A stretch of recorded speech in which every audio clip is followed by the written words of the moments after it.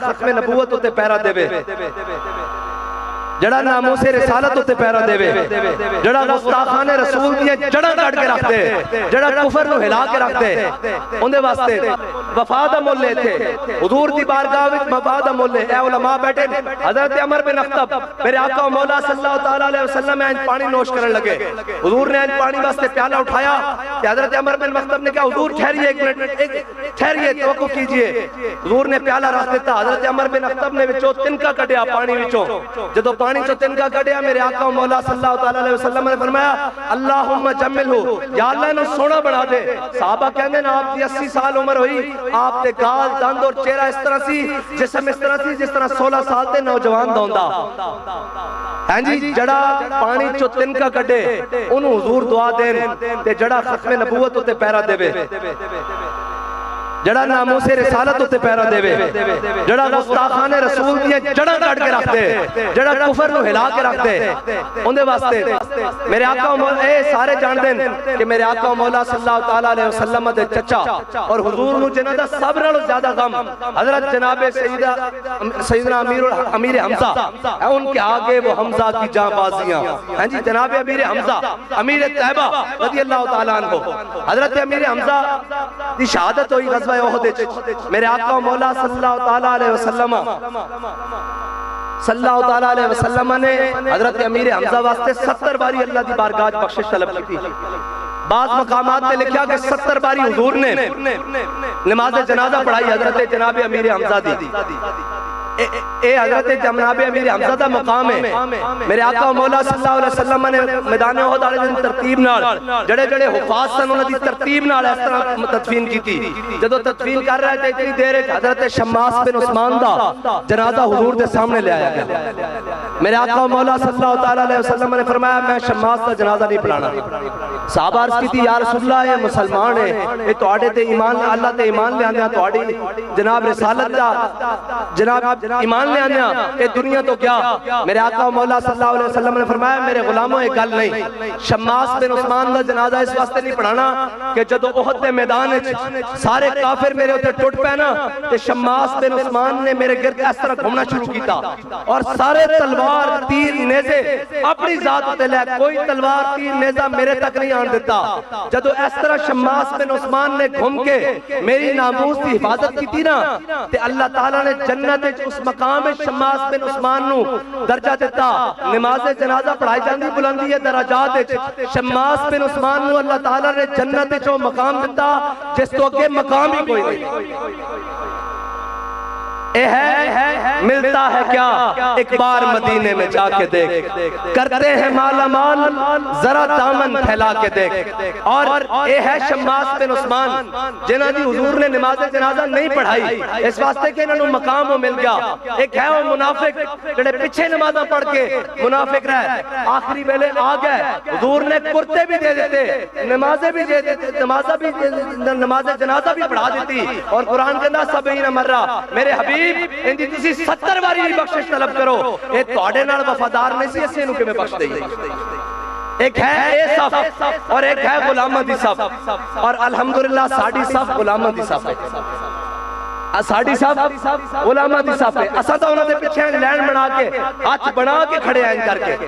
और जनाब अहमद बिन इमाम अहमद बिन हंबल ए हर दौर च रहिंदा ईद कुव्वत अज हयात आमद पदीद मूसा व फिरौन व शब्बीर व यजीद।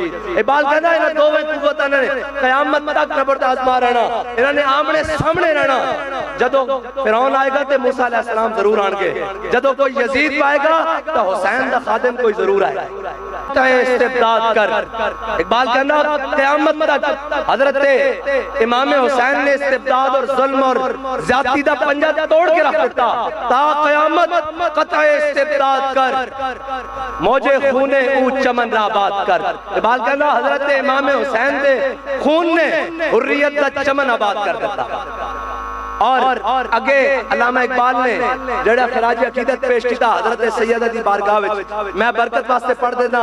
मरियम अज यक निस्बत ईसा अजीज अस्सह निस्बत हजरत ज़हरा अजीज नूर चश्मे रहमतन लिल आलमीन आ इमाम अव्वलीन व आखिरीन बानुए ताजदारे हलता मुर्तजा मुश्किल कुशा शेर खुदा। इकबाल कहना कि हजरत जनाब मरियम अलैहिस्सलाम ना सानू एक वजह ना प्यारे क्यों हजरत जनाब ईसा अलैहिस्सलाम दी अम्मी जानन और हजरत सैयदा नाल सानू तीन वजह नाल प्यार है। ओ जनाब इमामुल अंबिया दी साहबजादी, ओ जनाब शेर खुदा दी घर वालियान और हसनैन करीमैन दी वालिदा अम्मी जान।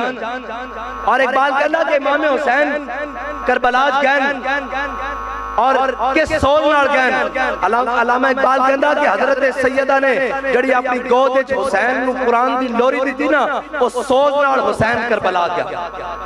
हाँ क़यामत लोग ये समझते हैं कि जनाब एक करबला इंज आई थे इंज वाक़या हो गया तो इंज नहीं है बच्चू। करबला इमाम हुसैन ने क़यामत तक वास्ते खत्ते लकीर खींच दी इंज लकीर खींच दी हक वाले उधरन बातिल वाले उधरन। और मैं एक सवाल करदा सारे कोलों सवाल छड्डी जा रहा बुजुर्ग छड़ के कि यार इमाम हुसैन दे दौर विच इमाम हुसैन दे करबला विच जड़ा इमाम हुसैन दे मुकाबले चावे वो कौन होंदा? बोलो ना खोल के बोलो। इमाम हुसैन दे मुकाबले जड़ावे वो कौन है ते जड़ा इमाम हुसैन दे हक विच ना आवे खामोश रवे वो कौन है? कूफी। हां जी जड़ा इमाम हुसैन दे नाल गद्दारी करे, गद्दारी तो मुराद है कि हुसैन दा साथ ना देवे वो कौन होंदा? हां जी कूफी होंदा ना, उलमा बैठे कूफी होंदा। ते कोई तीसरी राह भी है कोई तीसरी राह? मैं उलमा मशाइख को पूछता तो कोई तीसरी राह भी है? जड़ा हुसैन दे मुकाबले चावे वो यजीद है ते जड़ा चुप करके बैठा रहे वो कूफी है ते जड़ा हक दी आलम उठे वो हुसैन है। बस तीसरी राह तो कोई नहीं। एक सीधा सीधा रास्ता कूफिया नु गाला कढ़दे हैं सारे करते हैं, यजीदन में करते हैं। जब दिल से कहते हो कि लब्बैक या हुसैना, जब दिल से कहते हो कि लब्बैक या हुसैना, फिर सीने से यजीदों का डर क्यों नहीं जाता?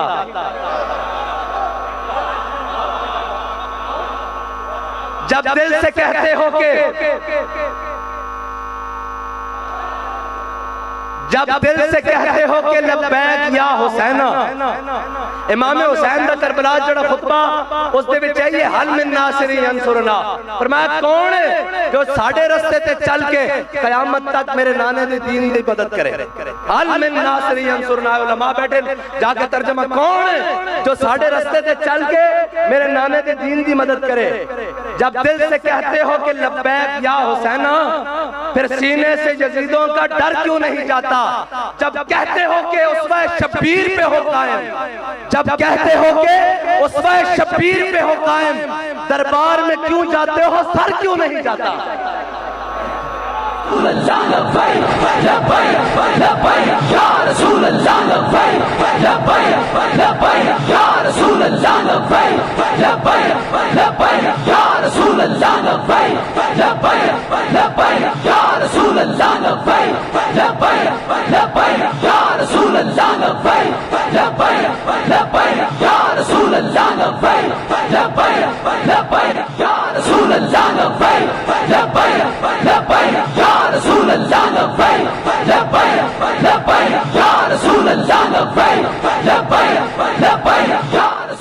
की बात है एक गल्ला सदा होंदियां रहणगियां कि जनाब कौन हक थे और कौन बातिल थे।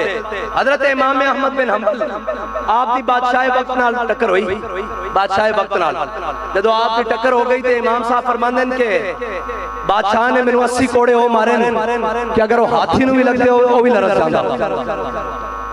और इमाम साहब ने जदों तहमत बनवा के ना ऊंट ते बन के रंगी पीठ ते कोड़े मारे जा रहे सन ना ते जोर दा वक्त हो गया, जोर दा वक्त होया ते इमाम साहब ने उस जल्लाद ने क्या फरमाया, मैंने खोल, मैं जोर दी नमाज पढ़नी थी। उन्हें आप दा जनाब हाथ खोले ऊंट तो थले उतारिया ते जदों आप ने उतारिया ते आप दे जिस्म विचों खून रिस रहा सी। उलमा बैठे कि अगर खून जिस्म चो रिस के चल पवे, जख्म तो चल पवे तो वजू टूट जाता। इस तरह ही बात है। हजरत इमाम अहमद बिन हंबल को उस दौर के सारे मुसले आ गए, जेडे नसीहत करते ना सिर्फ वो सारे आ गए। उन्होंने आ गया, उन्होंने क्या अहमद बिन हंबल नमाज ना पढ़ी, तेरी नमाज नहीं होगी। फरमाया क्यों? आखन लगे तेरा वजू टूट गया, वजू कायम नहीं रहा। हजरत इमाम अहमद बिन हंबल ने जरा जवाब देता ना, वो कयामत तक मीनारा नूर है। फरमाया हजरत जनाबे फारूक आजम मस्जिद नबी च खंजर लग्या, उन्होंने नमाज अदा की थी? उन्होंने कहा जी बिल्कुल की थी। फरमाया मौला कायनात को कूफे दी मस्जिद खंजर लग्या, उन्होंने उससे जख्मी हालत में नमाज अदा की थी? उन्होंने कहा जी की थी।